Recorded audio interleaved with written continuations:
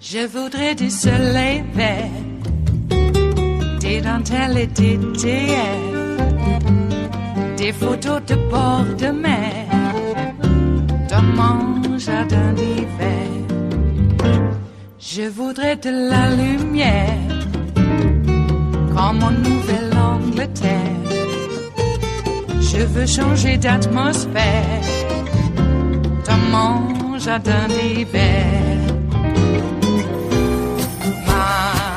Ma fleur sous la pluie de novembre, tes mains qui courent, je n'en peux plus de t'attendre.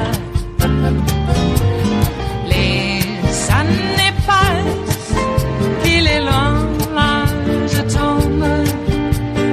Nul ne peut nous entendre. Je voudrais du Fred Astaire. And good evening once again. Day 1342 of the Trump administration. There are 42 days remaining until the presidential election. The first presidential debate is 1 week from tonight.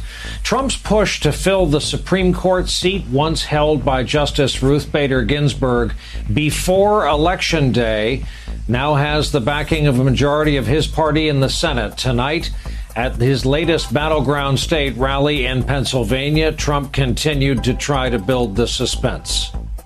We're going to pick an incredible woman, brilliant woman, and watch the abuse that she will take. Whoever, the decision's going to be announced on Saturday, 5 o'clock on Saturday, at the White House. And you see, we have tremendous Republican support. Tremendous support. It's never been this unified before, ever. Thank you, Mitt. Thank you. No, he was very good. Very positive statement. That reference there, Mitt Romney, who today signaled he's on board with holding a vote on a Trump nominee during the campaign.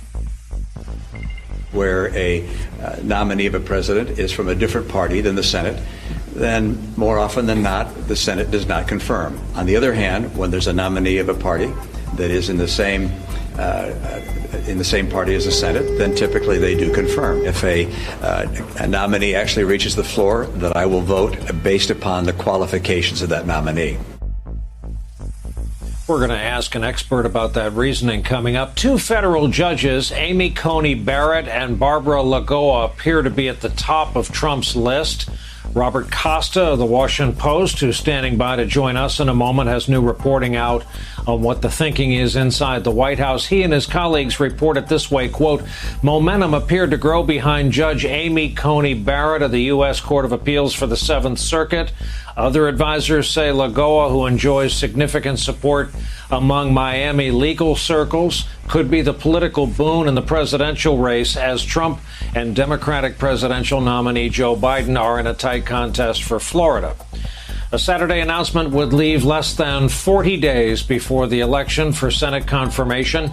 Lindsey Graham, chairman of the Judiciary Committee, will lay out the plan for handling the nomination before the committee. He's already said he has the votes, even though we don't have a nominee.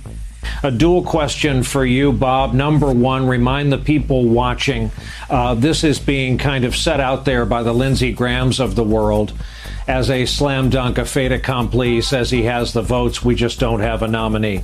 Number one, remind people what could go wrong. And number two, talk about the calculus that Mitch McConnell is engaging in by calling this vote. If there's a vote before an election with so many Republican seats up, with the majority on the line, what's the chance of a backfire? I'll take the second question first. They had a Senate Republican lunch today, Brian, and the senators, to be sure, were talking about this exact issue. And they know whether it's Cory Gardner in Colorado or Martha McSally in Arizona, if Republican senators lose in November, it's going to be a very difficult vote for them to come in a lame duck session and vote for a Supreme Court nominee. That's a vote many of them do not want to take.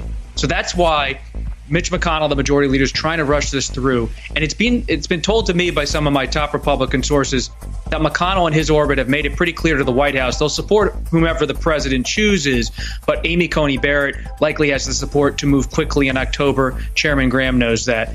To your point, though, about the implications here, this is so highly unusual to move at this rapid pace. And if you think back to Robert Bork in the late 1980s, or Clarence Thomas, or Justice Kavanaugh, all these justices or nominees in the past that people thought when the nomination happens it would move in a certain direction. The hearings happen, everything changes, curveball after curveball. And so this is a tight window, and it's hard to say when the Republicans say they have the votes before the hearings. You should be dubious about that as a reporter, and it's just as anyone watching all of this.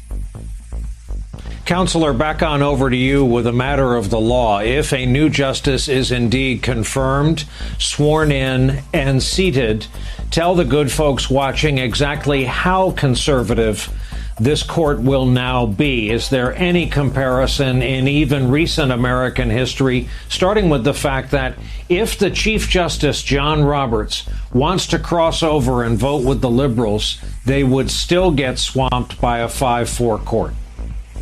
So very conservative. So I think, the unifying theme between both of your dual crises today, Brian, coronavirus and the Supreme Court nominee is kind of, I really wish they'd rushed the coronavirus response medically, unemployment insurance and all of those things. But instead, they're rushing the Supreme Court nominee through to try and make the Supreme Court far more conservative. If this nominee is confirmed, it would mean 15 of the 19 last justices have been appointed by Republican presidents. And, this is not as if it's a conservative jurist who passed away being replaced by another conservative. This is the liberal lion, Justice Ginsburg. She was a tiny woman, but she had an enormously strong, very influential voice. So switching that seat means a change in the jurisprudence on things like the Affordable Care Act, which is going to be heard, that case, the week after the presidential election. It's going to mean reproductive justice is deeply, deeply under threat in Roe versus Wade and its progeny. And it means things like campaign finance restrictions, like just simple transparency laws that just say, tell people, did you donate to a particular party? Those may now be unconstitutional. So this is a big, big deal. It's nuclear. It is Wednesday, the 23rd of September of 2020, and you are in West Coast Cookbook and Speakeasy. I am your chef de cuisine, Justice Putnam. Gunner, the English Bulldog, is our snoozing sous chef. And our daily special is Smothered Benedict Wednesdays. Will no one rid us of these, heretical priests like Bill Barr? How dare he? Some Catholic organization, pretty mucky-muck Catholic organization, is going to fet him for being so Christ-like. Well, they call Charles Manson Christ-like, too. I don't know who they were. Followers of Manson. I don't think the mucky-muck upper-level Catholic organization called Charlie that. But lots of people call Charlie Christ-like. All right. Well, Barr's Christ-like as much as Torquemada was Christ-like. So there's that. The Grand Inquisitor and the Inquisition. That one. Bill Barr. Sort of like Stephen King's The Shining, where the constant evil keeps manifesting itself over and over and over. You look at all the dated pictures from way back, and there's Jack. No one noticed Bill Barr there in the crowd, too. He's there in every single New Year's Eve photo. Yep. So, we better gird our loins and make sure that we shine, because if we don't, we won't know what hit us, and we want to know. Okay? It's better. It always is. Hey, we have an election coming up in 42 days? 43, 42? Wow. And we have a debate next week. Wow, I wonder how that's going to happen. What's his face? Wallace. Chris Wallace has chosen the debate topics, which are pretty much Trump talking points. And I bet they're going to be talking about Burisma. Ron Johnson came out with his blockbuster breaking news report from his investigation of the investigators. And yes, breaking. Hunter Biden has been discovered to be Joe's son. No one knew. No one suspected. So I guess they're going to be trotting that out. Did you know Hunter Biden is your son? Well, I have a few talking points and debate answers for Joe, if that's ever brought up. You might want to invoke Ivanka. You might want to invoke Junior. Eric, I don't know. I guess in some small potatoes way, because, he's there too. As an aside, I have a question. How is it that somebody like Eric can say, well, I won't testify to any of my crimes until after the inauguration? What? You come to court and you testify when they tell you to. He's not the president. And yet, it seems every leader and the levers of government could not bring themselves to pull the lever of democracy because it might have upset Trump. We can't look at Ivanka's business dealings because it might upset the White House. We can't look at Junior's collusion with Russian agents in Trump properties because it might upset Donnie. So effing what? Well, Donald Trump had confessed, even way before he was even president, and I hate using that term. In fact, it's even disallowed by the Netroots Radio Style Manual. Oops, I guess I have to put money in the kitty. Way before Trump was installed in the Oval Office, he had exposed what his strategy was, and that was to dig dirt on people, use it against them, and get what he wants. Everybody falls in line for this guy now because he has dirt on everybody. Which I guess is indicative of how corrupt we are as a society. At least the people that would want to work for this guy. Well, I guess, if you're going to get dirt on your enemies too, maybe they'll fall in line and, start working for you at least, or at least shut up. So are we that corrupt that Donald Trump has enough dirt on everybody that they'll just shut up because they don't want that exposed? It'll cause them great psychic harm. Or could it be something a little bit more convenient in the Vladian way, as I like to put it? I'm almost at the point where I'm thinking Vlad is of the mind that some corporate giant will sell him the polonium that he will poison that guy with. Sort of like Khrushchev with his noose and the rope and the capitalist.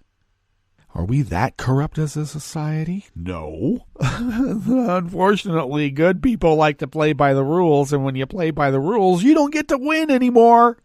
Not when you've scored more points, and at the end of the game they go, oh, but you lost because of style points. We had to downgrade you on the 10-point scale, and we threw out the high and we threw out the low, but the average still says you lost. And you go, yeah, but I've got like 60 million more votes, so it doesn't matter. Style. It's all about style.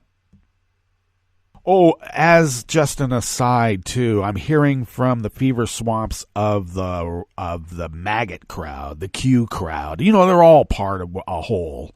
The Russian troll bot farms are all saying the same thing. And that is the ultra-authoritarianism of the left. The left. Yeah, ultra-authoritarianism like, you want some health care? pre-existing conditions covered. And what did they say? Lock him up. 100,000, 200,000 dead. Hey, that's grade A plus choice prime. And they go, USA, we love him. Lifetime appointment. They want a lifetime appointment for the president. Because, I guess, they're just tired of having to get along with their neighbors. They are. I mean, it starts with PC. PC is just, anti-PC sentiments is because people didn't want to be good neighbors.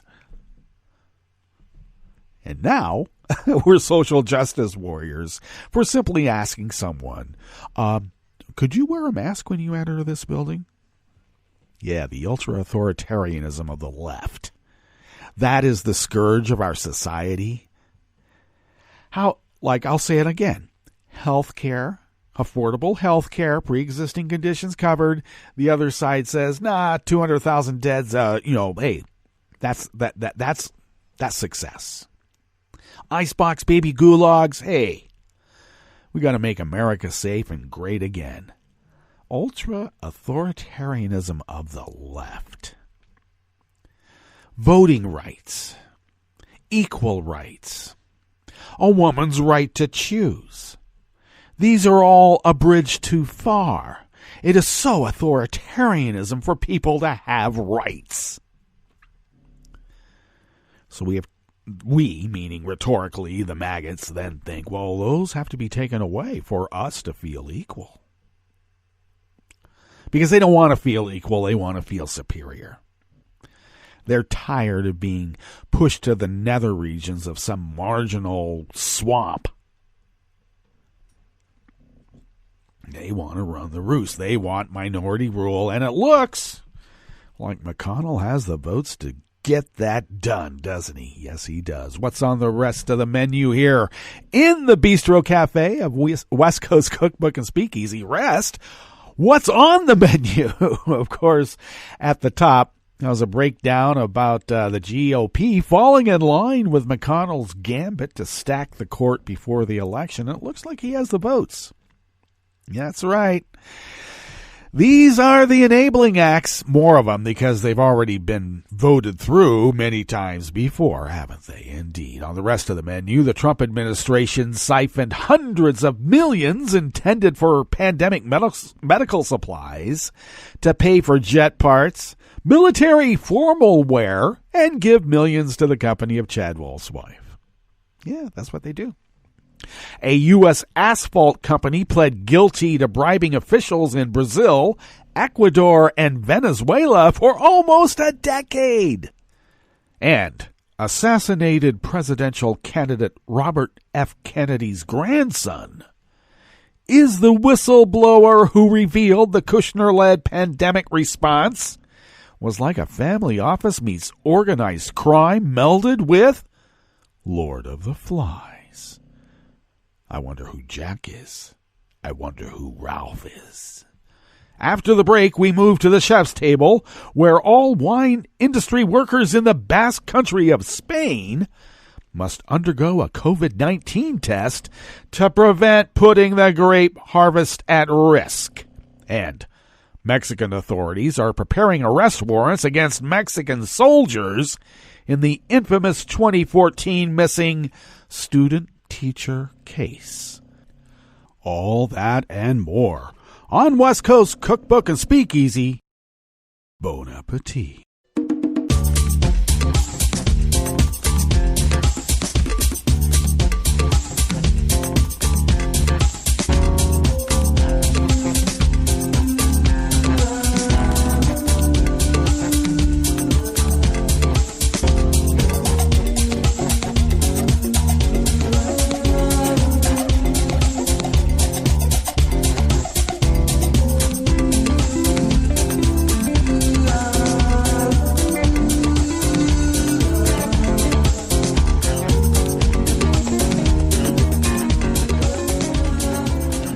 the bottom of our homepage at netrootsradio.com, you will notice the chat room link off to the right-ish of the page, and the chat room is monitored by Kelly Lincoln. Kelly is very busy. You know, the census is still being acquired to those who did not answer the questionnaire earlier, so they're cleaning up. And even though they're trying to close it down, fortunately, we're going to keep counting, and Kelly is a part of that effort. Thank you, Kelly. If you would then take a look to the leftish of the page, there at the bottom of our homepage at netrootsradio.com is our Patreon link, and do please become a recurring Patreon of Netroots Radio. A few of you have already been doing that for quite a while, and we thank you for your generosity. New people are always needed, and we'll accept your recurring donation. Please, if you could afford an espresso-type coffee drink sent to us once a month, we can stretch those dollars, pay our bills, get the needed equipment and software to keep this powerhouse of resistance resisting as the founders originally intended. Oh, so many years ago. Speaking of which, we've been doing, we're going to have at around springtime, Valentine's Day or so, we'll be celebrating our 10th year anniversary. Well, we're not as big as MSNBC, but we're working, and we work hard. And actually, we love what we're doing because duty is also a joy when it's about representative democracy and, basically all of us just getting along. If you would like to follow the show, follow Netroots Radio on Twitter at Netroots Radio. Tom takes care of that and so much more. Thank you, Tom. Follow me on Twitter at Justice Putnam. I post the show notes and links diary on Daily Co's about 10 minutes before showtime, and then I post that up on social media. And you can follow the show on Twitter at Cookbook West. And most importantly, do pick up podcasts. And you can do that by way of Spreaker, Stitcher, TuneIn, iHeart, YouTube, iTunes, and wherever podcasts can be found. And maybe on Audible and Amazon. I got to get that submitted. All right, we better jump into this first offering here in the Bistro Cafe of West Coast Cookbook and Speakeasy. Comes out of the American Independent by Josh Israel. The Trump administration siphoned hundreds of millions intended for pandemic medical supplies to pay for unrelated defense spending. The Washington Post reported yesterday, Tuesday, that the Defense Department took most of a $1 billion fund appropriated by Congress in March to help, quote, prevent, prepare for, and respond to coronavirus, end quote, and repurposed it. Yeah, they repurposed it. The bulk of the money went to defense contractors and bought items unrelated to the COVID-19 pandemic, such as parts for jet engines and military formal wear.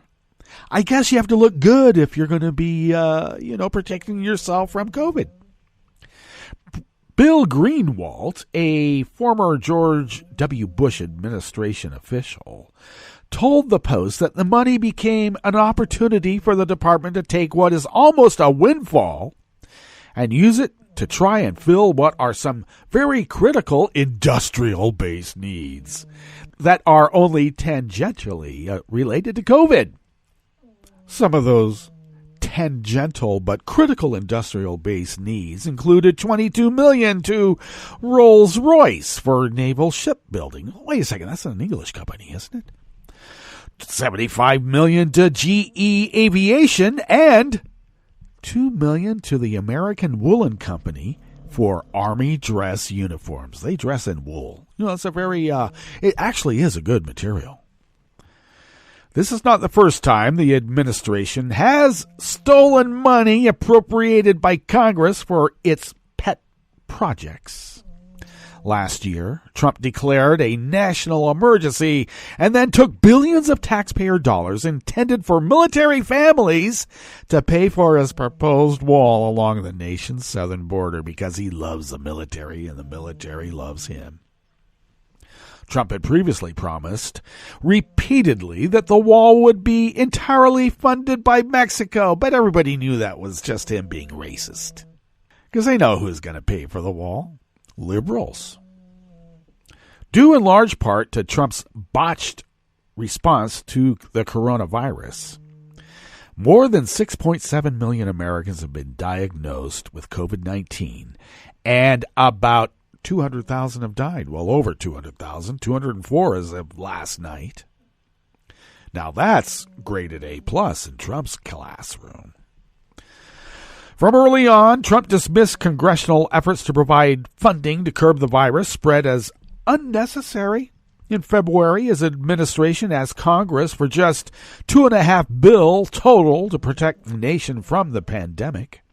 Trump tweeted on February 25th, "Crying Chuck Schumer is complaining for publicity purposes only." Let's remember why he calls Schumer Crying Chuck. Because in the instance when Schumer was crying, that Trump cites as being him so weak,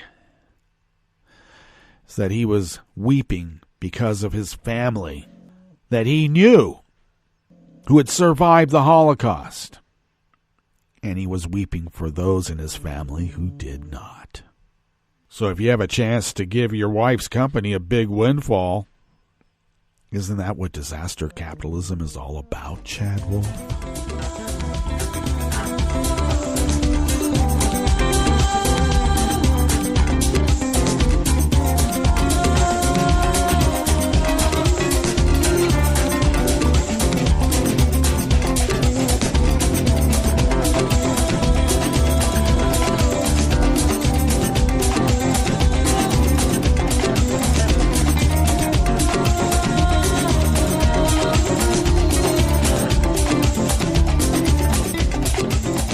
Joshua Goodman of the Associated Press brings us this next offering here in the Bistro Cafe of West Coast Cookbook and Speakeasy, Smothered Benedict Wednesdays.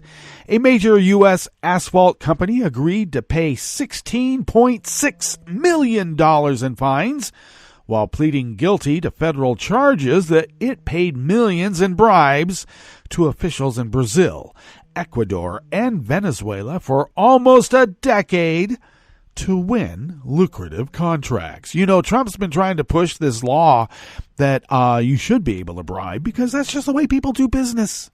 At least that's the way mob business is run. The plea agreement by Sergeant Marine Inc. is part of a broader ongoing crackdown on corrupt dealings in South America's commodities markets. In what appears to be a related case, a former oil trader at Switzerland-based Vitol was charged with paying $870,000 in bribes to former Ecuadorian officials from 2015 to 2020 in exchange for fuel oil contracts. Vitol, which was not named in the indictment, purchased half of Sergeant Marine in 2015. Federal prosecutors in Brooklyn said Sergeant Marine and its affiliates paid bribes between 2010 and 2018 for contracts with state-run oil companies in the 3 South American countries, all of which were run by leftist governments at the time. The Boca Raton, Florida company netted more than $38 million in profits as a result of the bribes. Recipients in Brazil, where the bulk of profits were earned, included a congressman, a cabinet minister, and senior executives at state-run Petrobras during the administrations of former Presidents da Silva and his hand-picked successor, Dilma Rousseff.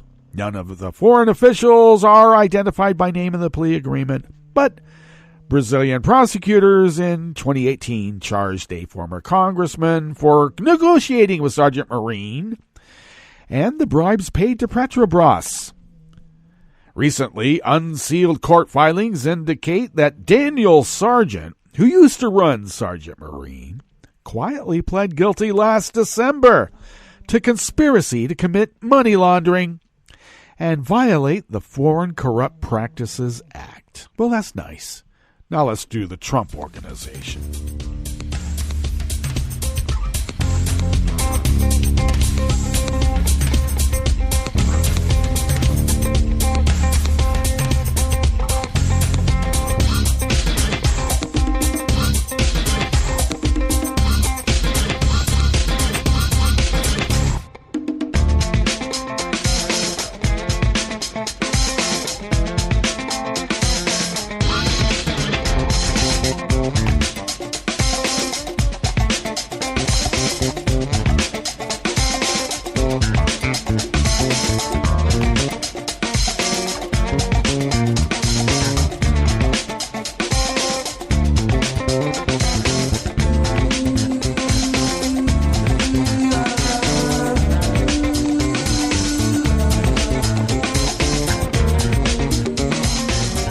Igor Durish of Salon brings us this final offering here in the Bistro Cafe of West Coast Cookbook and Speakeasy.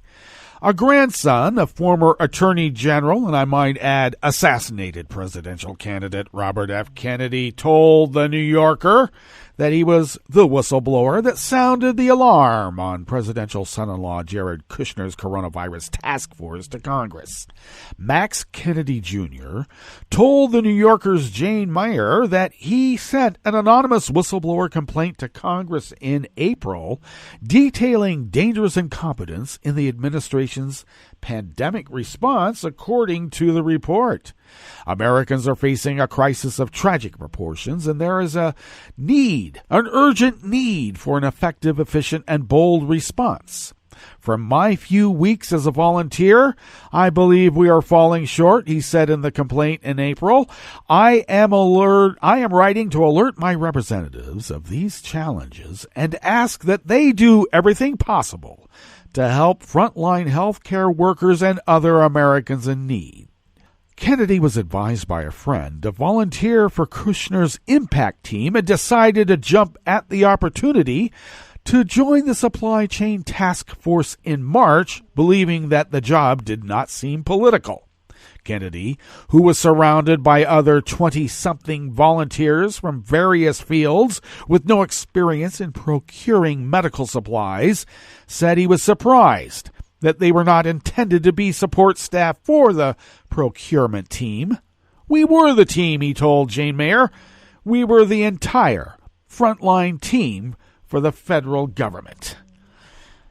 And I would suggest go to the link and read the rest of the article. He goes on then to explain that the whole task force was more like as was described in the show notes. A family business meets the mob and melds with Lord of the Flies. And you know damn well Jared Kushner is Jack.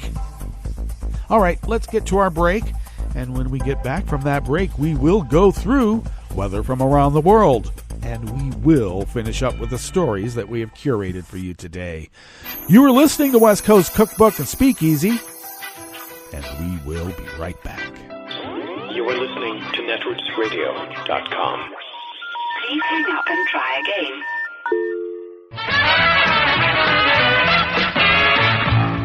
From a point at sea to the circles of your mind, a new force is at work for planetary transformation.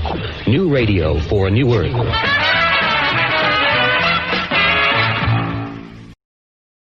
This is Take Two Movie Review. I'm Clinton Johnston. This week, Charlie and the Thought-Let Factory. After years of television writing, Charlie Kaufman broke onto the big screen with 1999's indie earthquake, Being John Malkovich, directed by Spike Jonze.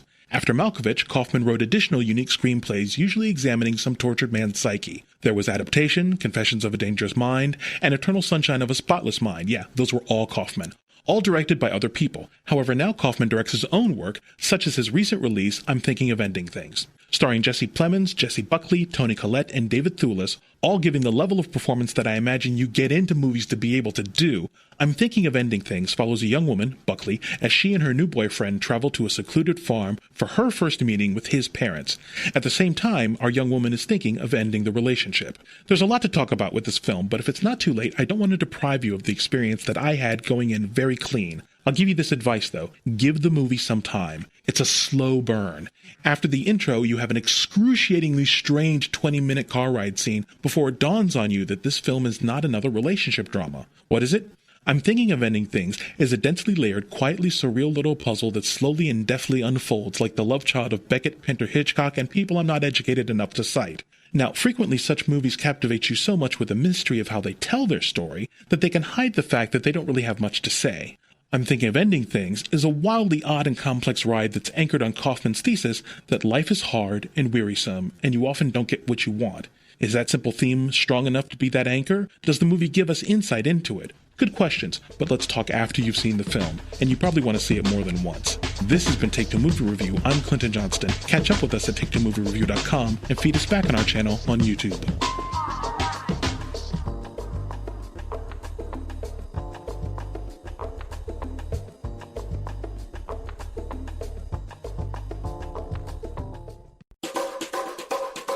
Hi, I'm Scott Hirschberger, with Scientific American as an American Association for the Advancement of Science Mass Media Science and Engineering Fellow. And here's a short piece from the September 2020 issue of the magazine, in the section called Advances, Dispatches from the Frontiers of Science, Technology, and Medicine. The article is titled Quick Hits, and it's a rundown of some stories from around the globe. From Argentina, the earliest dinosaurs laid soft-shelled eggs, paleontologists say. A new chemical analysis of a more than 200 million-year-old fossilized egg from Patagonia and a clutch of more recent eggs from Mongolia, found in the Gobi Desert, revealed a thin film matching the characteristics of modern soft-shelled eggs. From England, archaeologists found that 20 deep shafts, previously thought to be natural sinkholes and ponds, were dug by Neolithic humans. The shafts form a circle 2 kilometers in diameter, with the Durrington Walls Monument at its center, just 3 kilometers from Stonehenge. From Brazil, researchers documented the largest lightning bolt ever recorded. The mega flash, which extended for more than 700 kilometers in southern Brazil in 2018, was detected by a new advanced weather satellite in geostationary orbit. From Israel, researchers sequenced DNA samples from the Dead Sea Scrolls, identifying fragments made from sheepskin and others made from cowhide. The technique could help match fragments together and unravel the artifact's geographic origins. From Indonesia, scientists identified an elusive nose-horned dragon lizard in the forests of North Sumatra. Despite appearing in the mythology of the indigenous Bataks, the visually striking species had been spotted by scientists only once before, almost 130 years ago. And from Australia, submarine drones uncovered an extensive system of underwater rivers of dense, salty water along Australia's continental shelf. These flows carry organic matter from the coast into the deep ocean, and their volume varies seasonally, peaking in winter. That was Quick Hits. I'm Scott Hirschberger. This program is presented by the Centers for Disease Control and Prevention.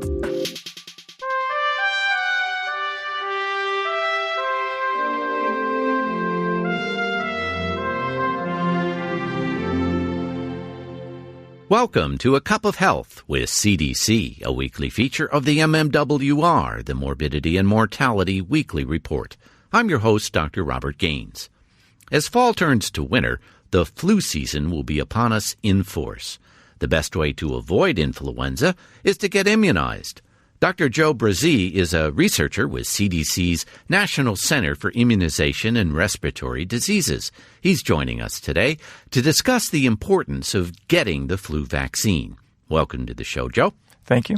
Joe, let's start with how long does the flu season last? In general, flu seasons will last for several months in the United States at the national level. Each year it begins in the fall, usually peaks between January and March, and ends in the spring. But the timing of flu season is unpredictable, especially at the local level. So because we can't tell for sure when it will start, when it will peak, and when it will end in every community, we want to make sure that people get vaccinated as early as possible when the flu vaccines become available in the late summer and early fall. Well, who should get vaccinated? Everyone 6 months of age and older should get vaccinated against the flu each and every year.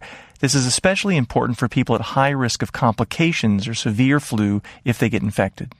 Which groups are at higher risk for complications from the flu? Well, some people are at especially high risk for severe flu or complications. These are people who are very young, like kids under 5 years of age, anybody 65 years and older, then people with underlying health disorders like heart disease, lung disease, kidney disease, or diseases of the immune system, and pregnant women. Joe, how effective is the vaccine for preventing flu? Well, vaccine is the single best way to protect you and your family from the flu each year. Most years, the vaccine reduces a person's chance of getting the flu and complications from the flu by about 50 to 70%. But how well it works can vary from season to season and by person. So remember that vaccine is one of 3 ways you can protect yourself against the flu. The other ones are good hygiene, like hand washing, covering your cough, staying home when you're sick, and finally, medications. There are medications that your doctor can prescribe to treat the flu if you get it. Are there any side effects from getting vaccinated? Well, there are 2 types of flu vaccines. First, the shots. The most common side effects with the flu shots are soreness or redness in your arm for a day or 2 after getting the vaccine. The nasal spray vaccines can cause runny nose or congestion or low-grade fever in some people for, again, about a day or 2 after getting the vaccine. So these side effects are mild compared with the disease itself, which causes hundreds of thousands of hospitalizations and tens of thousands of deaths each year in the United States. Remember that the vaccine is the safest and most effective way to prevent flu each and every year. Joe, where can listeners get more information about the flu vaccine? We'll go to cdc.gov/flu. Thanks, Joe. I've been talking today with CDC's Dr. Joe Brazee about the annual flu vaccine. Remember, everyone 6 months and older should be vaccinated. To get your annual flu vaccine, see your healthcare provider or go to a pharmacy, grocery store, or clinic in your area. If you get influenza, talk with your healthcare provider right away about antiviral medication. Until next time, be well. This is Dr. Robert Gaines for A Cup of Health with CDC. For the most accurate health information, visit www.cdc.gov or call 1-800-CDC-INFO. Hi, I'm Tom Hartman, and since you're listening to netrootsradio.com, show your progressive side and go to the donate button on the bottom of the homepage. It's progressives like you who power Netroots Radio and keep the progressive message beaming everywhere 24 hours a day. Just go to our donate button at the bottom of netrootsradio.com. Thank you for keeping progressive radio at full power.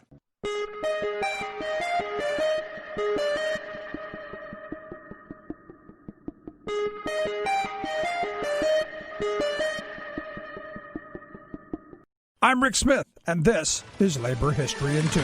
On this day in labor history, the year was 1906. That was the day that Dr. Harriet Louise Hardy was born in Arlington, Massachusetts. She pursued a career in medicine, driven by personal family tragedy. She lost her father to pneumonia when she was only 4 years old. She also lost a baby brother to the 1918 influenza outbreak. Dr. Hardy became an early leader in the field of occupational medicine. She was also the first woman to become a full professor at Harvard Medical School. Dr. Hardy began her career in occupational medicine when she began to investigate the causes of illness among workers making fluorescent lights in factories north of Boston. Many of these workers were women. Dr. Hardy researched the cases of berylliosis in Lynn and Salem, Massachusetts. The metal beryllium is used in the making of the lights. Inhaling dust or fumes of the metal can be deadly, but symptoms often do not begin to show up until years after exposure. Symptoms include shortness of breath, coughing, and scarred lungs. Dr. Hardy developed the National Beryllium Registry. It was one of the first registries of its kind to track the impact of a chronic health disorder. Her research helped lead to safety measures in the handling of this dangerous metal. Dr. Hardy also worked with unions, including the Oil, Chemical, and Atomic Workers Union and the United Mine Workers, to identify and address workplace health hazards. These included substances like lead, mercury, anthrax, and asbestos. She wrote a textbook on the subject of industrial toxicology with another pioneer in the field of occupational health, Dr. Alice Hamilton. Dr. Hardy helped to forge new ground in making job sites more safe and healthy for workers. Labor History in 2 brought to you by the Illinois Labor History Society and The Rick Smith Show. I read the news today. It's time for Nicole Sandler's What's News from NicoleSandler.com and the Progressive Voices Network. According to data from Johns Hopkins, the COVID-19 death toll in the United States surpassed 200,000 on Tuesday. That's a number once estimated to be the maximum number of fatalities the country would suffer in the coronavirus pandemic. Some public health experts now fear the total could be nearly twice as high by the end of the year. Worldwide, more than 31 million cases have been confirmed, with 965,000 deaths. And with the start of fall, cases appear to be on the rise again, not just here in the U.S., but globally. At least 22 states are reporting an increase in new COVID-19 cases, more than double the number from last Monday when only 9 states were reporting an upward tick in cases. Most of the states experiencing these surges are in the heartland and the Midwest. Wisconsin is one of the highest positivity rates in the nation at around 16. Kentucky has also reported a spike in its COVID-19 rates. The University of Washington's Institute for Health Metrics and Evaluation has found that COVID-19 is now the second leading cause of death in the U.S. behind heart disease. And a new projection shows that an additional 150,000 people could die from the virus over the next 3 months. But the president continues to downplay the severity of the pandemic while denying he's doing so. It affects elderly people with heart problems and other problems. If they have other problems, that's what it really affects. That's it. You know, in some states, thousands of people, nobody young, below the age of 18, like nobody. They have a strong immune system. Who knows? You take your hat off to the young because they have a hell of an immune system. But it affects virtually nobody. It's an amazing thing. By the way, open your schools. Everybody open your schools. A new report that's been hyped up by Senator Ron Johnson of Wisconsin and Chuck Grassley of Iowa on Hunter Biden's work in Ukraine has been released just weeks before the November 3rd election. The Republican report concludes that, quote, Hunter Biden's position on Burisma's board was problematic and did interfere in the efficient execution of policy with respect to Ukraine, and also charged that Hunter Biden and other relatives, quote, cashed in on Joe Biden's vice presidency. But the report also states that, quote, the extent to which Hunter Biden's role on Burisma's board affected U.S. policy toward Ukraine is not clear. Politico's Kyle Cheney reports that this report is not going to be nearly as explosive as the Republicans had hoped. He describes it as an 87-page rehash of previously known allegations with minimal, if any, evidence, news articles, and impeachment testimony.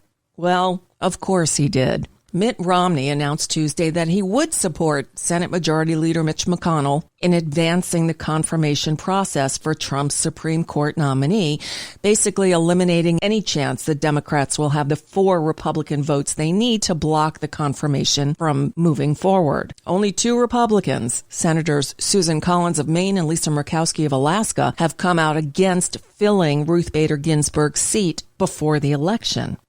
Meanwhile, Nancy Pelosi and Treasury Secretary Steven Mnuchin on Tuesday reached a deal on a proposal to avert a government shutdown. The House passed the bill 359 to 57. It would keep the government funded through December 11th and includes tens of billions of dollars for the Commodity Credit Corporation to aid farmers, something that Republicans wanted.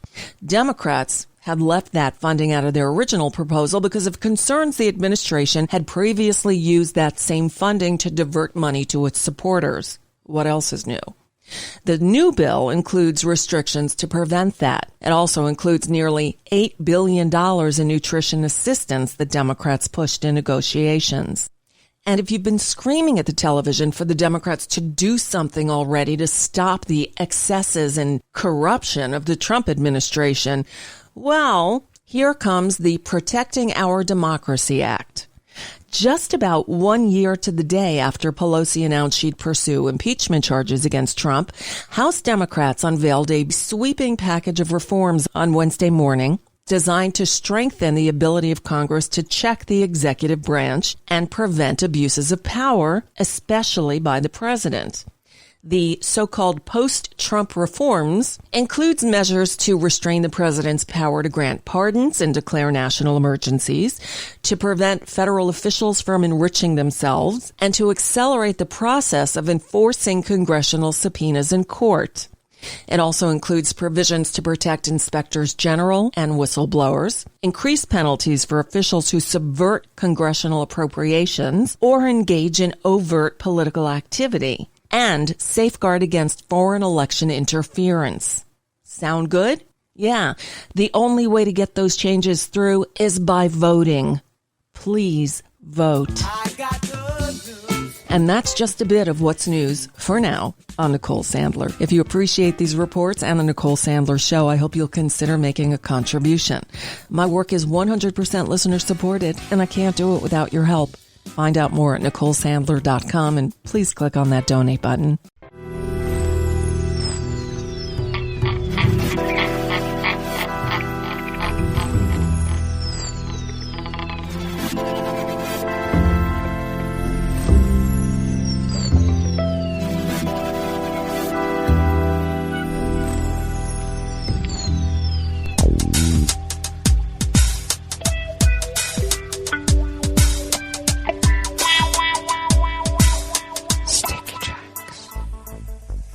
Thank you for accompanying us here to the chef's table at West Coast Cookbook and Speakeasy Smothered Benedict Wednesdays.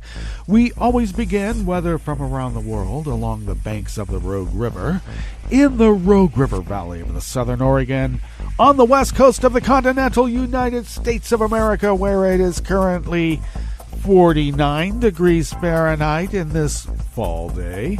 And we are expecting to have nearly the same temperature as we had yesterday, about 78 to 81, which is the range that we were in. A mix of cloud and sun, winds out of the south-southwest at 10 to 15 miles per hour, bringing with it tonight periods of rain with winds out of the west-southwest at 10 to 15, and rainfall is expected to bring us about a third of an inch. Wow, a drenching indeed. And tomorrow we should have sunshine and clouds mixed with highs in the low 70s, winds light and variable. Confirmed coronavirus cases in Jackson County of Southern Oregon have now spiked to 1,069 with confirmed deceased at 4, which is low on both counts. Ragweed pollen is considered high right outside the window here at the mothership in Rogue River, though the air quality index in the region is good at 27 parts per million, though we are expecting some bad air to come through in spurts because of, well, the fires. The daytime UV index is moderate at 5. Barometric pressure is falling at 30.06 inches. Visibility is at 9 miles, and relative humidity is at 88%.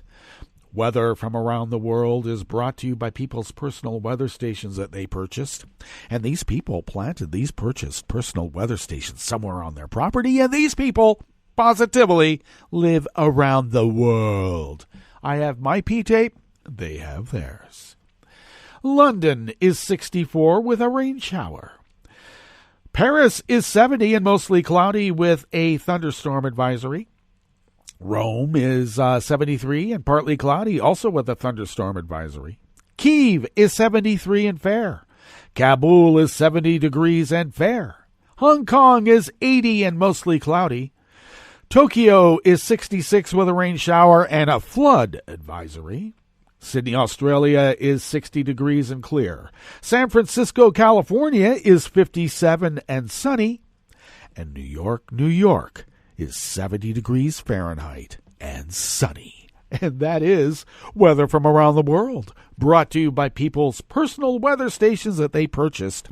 These people purchased personal weather stations somewhere on their property, and these people positively live around the world.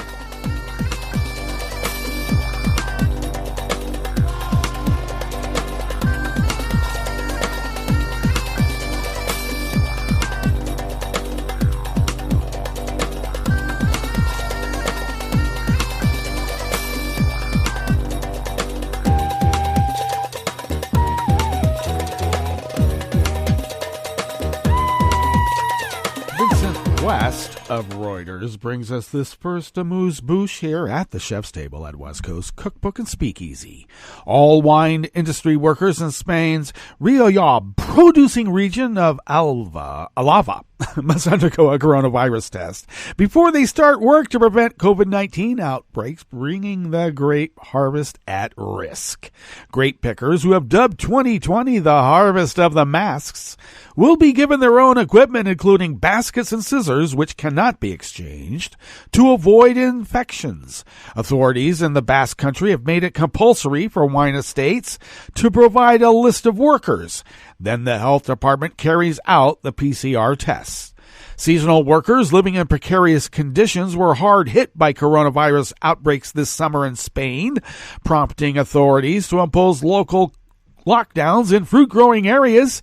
Authorities are keen to avoid a repetition as the grape harvesting season gets underway. Until we get the result of the test, we cannot work.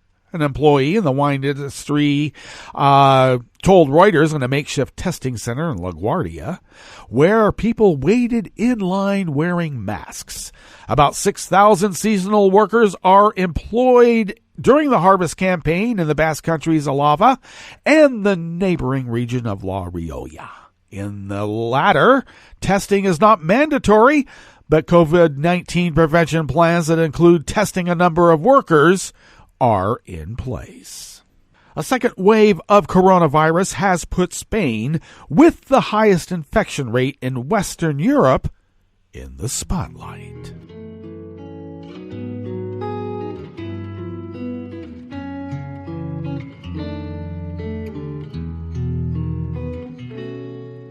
Je te donne c'est mon amour pour la vie entière. La promesse de me trouver à tes genoux. Aussitôt que tu m'appelles, rester toujours fidèle. C'est tout, c'est tout. Je te donne tous mes printemps, mes étés de mer, mes automnes quand les feuilles tombent partout. Si ce n'est pas une bonne affaire, je te donne tous mes hivers. This final amuse-bouche here at the Chef's Table at West Coast Cookbook and Speakeasy. Mexican authorities are preparing arrest warrants that could, for the first time, target soldiers in the investigation into the 2014 abduction and presumed massacre of 43 students. The unsolved kidnapping of the young men who were training to be teachers convulsed the country and garnered international condemnation as one of the darkest examples of the government's long-standing difficulty in preventing violence or convicting those responsible. In the years since the disappearance of the rural teachers' college students in the southern Guerrero state, calls to look into the potential role of Army soldiers have intensified, including those stationed at a nearby base at the time of the alleged abduction. Arrest warrants are included for local, state, and federal police in Guerrero, as well as for members of the military of the 27th Battalion. Two other sources, who also spoke on condition that they not be named because they could end up dead, confirmed the inclusion of soldiers among the new warrants. Neither the Attorney General's office nor representatives of a National Truth Commission responded to requests for comment because they don't want to end up dead either. Why would they? On Tuesday, President Obrador said he will provide new information on the case on the 6th anniversary of the kidnapping at the weekend, including arrest warrants in progress. All right, that brings us to the end of our broadcast period for the day. Though you do know Netroots Radio will broadcast on, and we'll meet up tomorrow for Metro Shrimp and Grits Thursdays. So do stay tuned to Netroots Radio all day and all night for all the breaking news as it breaks. And we'll meet up here tomorrow, right here in West Coast Cookbook and Speakeasy. Bon appetit.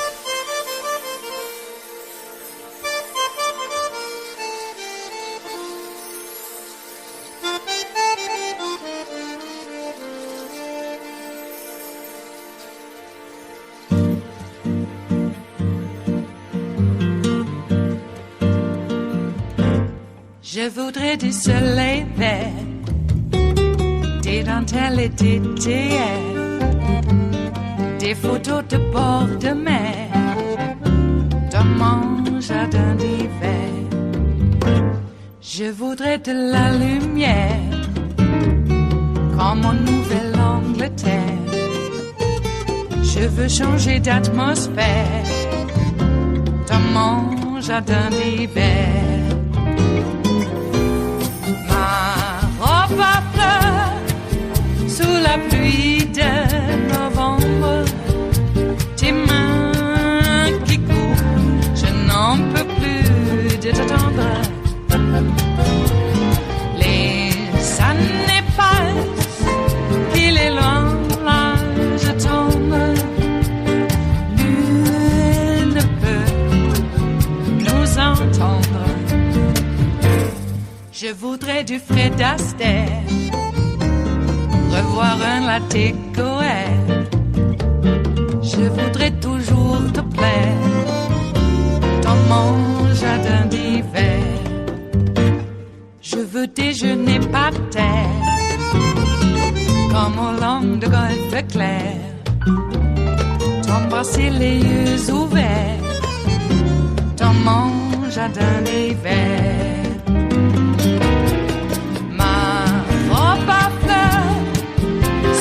Pluie de novembre, tes mains qui courent, je n'en peux plus de t'attendre.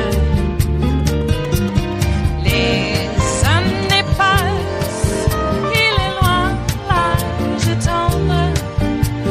Nul ne peut nous entendre. Ba-da-da-dum-di-da-dum. Ba-da-da-dum-di-da-dum. Ba-da-da-dum-di-da-dum. Dans mon jardin d'hiver. Ba-da-da-dum-di-da-dum. Ba-da-da-dum-di-da-dum. Ba-da-da-dum-di-da-dum. Dans mon jardin d'hiver. Dans mon jardin d'hiver. Dans mon jardin d'hiver.